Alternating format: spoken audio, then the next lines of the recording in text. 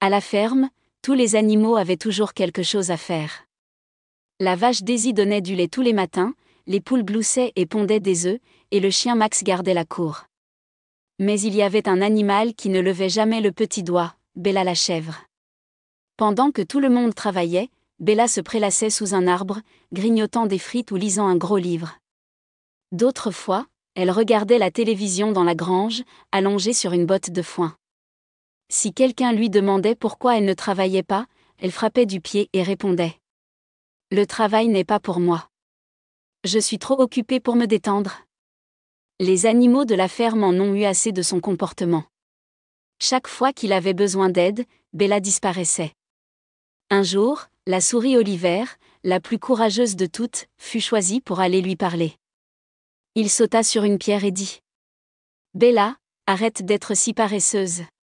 Tout le monde travaille, mais vous ne faites rien. Ce n'est pas juste. » La chèvre bâilla longtemps et dit avec ennui : « Et, qu'est-ce qui est pressé ? Vous êtes toujours occupé. Je préfère vivre sans souci. » Mais Oliver n'a pas abandonné. Il la regarda avec ses petits yeux et dit fermement : « Si tu ne commences pas à travailler, nous appellerons le taureau Camilo. » Bella se leva soudainement. Camilo était un énorme taureau, avec des cornes puissantes et une voix tonitruante. Bien qu'il ait un bon cœur, personne ne voulait le contrarier, car lorsqu'il perdait son sang-froid, il secouait la terre entière avec ses sabots. « Noun, pas besoin. » Bella a dit qu'elle avait peur. « Je vais me mettre au travail tout de suite. » À partir de ce jour, Bella a changé.